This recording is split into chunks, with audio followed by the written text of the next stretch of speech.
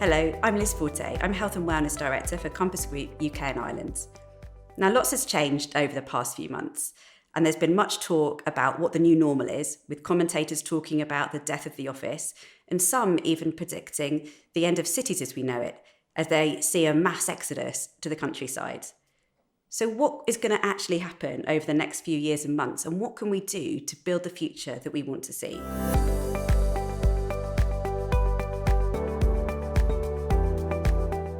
First, let's look back. The speed of the change that followed lockdown was remarkable. Consumer behaviour seemed to change almost overnight, and businesses had to adapt rapidly just to keep up. This unpredictability is one of the reasons that agility, flexibility and speed have been so crucial. But while they were quick to come about, I believe that some of these changes are set to remain long into the future because they've actually revealed some hidden strengths. Initiatives that might have taken 18 months to set up in the past have been turned around in just a few days, thanks to rapid decision-making and expedited processes. This period has proved that organisational change can happen quickly when it needs to. And some of the changes that we've seen, these rapid adaptations at scale, have been necessary for businesses just to survive. And it's not just the startups that have had to be agile, it's everyone, from village shop to multinational. All of them have had to innovate to meet changing demands. So it seems that necessity really is the mother of invention. Which is why some of the greatest innovations don't involve shiny new gadgets or complicated technology, but different ways of working. One of the smartest innovations I've seen in recent years is a decidedly low-tech creation used by coffee farmers in Vietnam, where water is an increasingly sacred commodity. The farmers were struggling to access the same quantities of water that they used to, so they worked out a cheap and easy way to preserve it. They placed a plastic bottle, one that would normally be thrown away as rubbish, upside down in the soil, and watch the condensation levels inside. When the water droplets become scarce, it means the water content of the soil is low. It's time to irrigate. This one small innovation, enabling farmers to monitor the water content of their soil and only water when needed, means that they use half the water consumption that they did before. The rest of the process remains unchanged, and this issue of things remaining unchanged is a key one.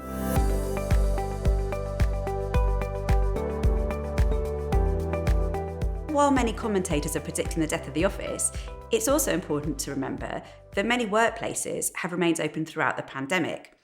That includes over 60% of the Eurest estate, serving businesses that have been providing vital services such as food production, communications and distribution.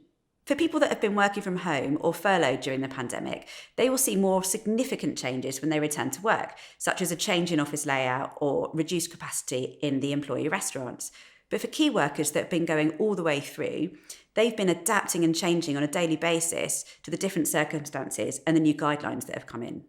So often when we talk about the future of work, the focus is on flexibility, autonomy, and more working from home. But actually, there are a lot of workplaces where people need to physically be present to do their job. This might sound a bit controversial, but now more than ever, as we head into the future, I think we need to be conscious that some things just won't change.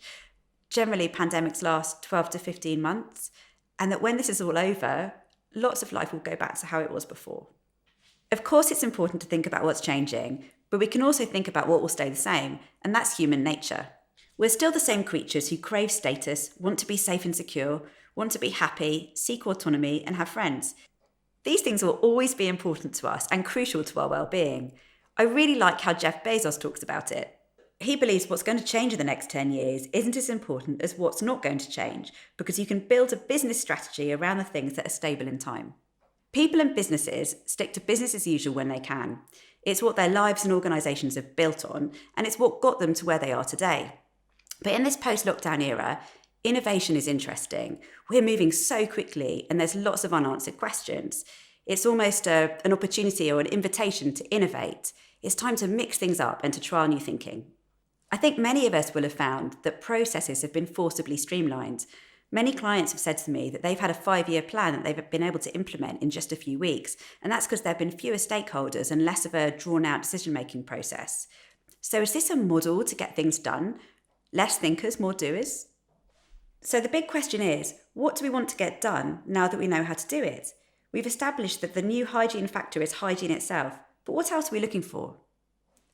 Experience is moving up the agenda. we're seeing the emergence of the experience economy. And that means that the best way to connect with people isn't through products or goods or services. Those can easily be copied or replicated and soon become commoditized. Instead, we need to connect with people, creating memorable and personal experiences. And this customer experience is the lifeblood of our business. As food service providers, we know that great food can often be table stakes, no pun intended, but it's the experience that really matters. To distinguish the workplace, firms used to compete through goods and services. Now they compete through personalised experiences. What's really interesting to me is this: you can't deliver personalised experiences alone. In some way, they have to be co-created, or at least the best ones are. You just set the stage, and then the participants make the experience. A related trend is personalisation. This is something that we're seeing in many industries now, enabled by increased use of digital technology, which enhances the user experience and allows for a greater degree of personalisation than ever before. In my world, which is workplace catering, I no longer see us as tied to a specific on-site restaurant. We're more of a provider of fantastic food and great services. And it might be that there's a fantastic well-being space and you order your food through an app. Ultimately, the food might not even be cooked on site. It's been fascinating to see the events and immersive theatre industries go through this period. How do you do events in an era of social distancing? There's been some fails, but also some big wins too. Hop-In, for instance, is an online events platform that offers superior conference facilities, including speed networking functionality and expo booths for sponsors. Walmart, meanwhile, is putting its car parks to new use, partnering with the Tribeca Film Festival to create 160 contact-free drive-in movie theatres. Moviegoers can, of course, order snacks and drinks from the retailer to enjoy with their film. It's a great imaginative repurposing in response to the immediate circumstances we find ourselves in. I think we'll also see a change in the way that companies relate to consumers.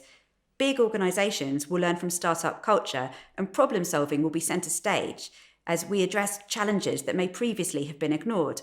And this will generate genuine advocacy and goodwill. Instead of traditional market research and focus groups, marketing teams like mine will look to build connections with real consumers to find ways to excite them. And I think we'll be paying a lot more attention to other sectors so we can get fresh insights and really understand what's changing and what's driving that change outside our own businesses. So this brings me on to cultural change. Cultural change is something that we often see over years rather than months. So a new idea or technology will come in and it will get picked up by the early adopters before moving on to the majority. It's only when it reaches critical mass that it becomes mainstream and is self-sustaining. And this can often be influenced by reputation, public advocacy, or in some cases, social stigma. Think about no and low alcohol beer. It's a really interesting development. Do you want my personal take? It tastes good, but I can't help feeling that the increase in popularity of low and no alcohol beer is in part due to the fact that we're also on social media. Who we are online is really important. Being drunk isn't a good look and actually becomes much less appealing if your drunken antics are on show for the whole world to see. Sometimes events just act as catalysts for what's already happening. The 2011 Fukushima tsunami disaster in Japan is a useful example of this. One outcome was a rejection of material goods, as people who had experienced or witnessed whole homes being washed away were less eager to acquire things. My personal favourite, Marie Kondo, the queen of decluttering, was named one of Time magazine's 100 most influential people in 2015. Likewise, the COVID crisis has accelerated some changes that were already taking place, things like online shopping and working from home. And with all changes, there are winners and losers, such as Amazon, Zoom and Ocado. However, I do think that the owners of Zoom would do well to sell some stock soon. People will go back to the office, and the future will look very different from 2021 onwards, more like the old normal pre-COVID. So the old normal will be back in some form. Ditto for property, especially in cities. Sure, there'll be some flight, and COVID will have an impact, but in the long term, people love being near other people. It's in our nature, and that's not changing. Offices and cities are prime examples of the fact that we're a deeply social species. So as we move into the next phase of this crisis, perhaps our focus should be not only on what happens next, but how. Innovation is often managed by a separate team or function, but some of the best ideas come from the front line. Take the BA Business Class Lounge team at JFK. It was their idea to feed passengers on the red eye before they got on the plane in order to maximise potential sleeping time. What can we do to ensure we're still getting to ideas like that? We need to push decision-making closer to the front line so that we can test, refine and act quickly, as we've proved we can, rather than preparing endless decks for senior leadership. We need to embrace different ways of thinking, and this diversity of approach is key. Do we need to review the skills and competencies of our people and maybe think differently about what we consider to be the essential qualities? It's important to look at our teams through a different lens, as working from home accentuates different attributes: collaboration, problem solving, agility, speed, and being adaptable and productive. These skills have never been so important. Some organisations ask their people to send their innovative ideas to a certain email address. This is the absolute antithesis to what I've been talking about. We need to see innovation as a mindset, a way of thinking and working. One of the few silver linings of the COVID crisis is that we've proven that we can adapt, both individually and collectively. We've risen to the challenge. So I'm confident about the future, and I'm excited to see what comes next.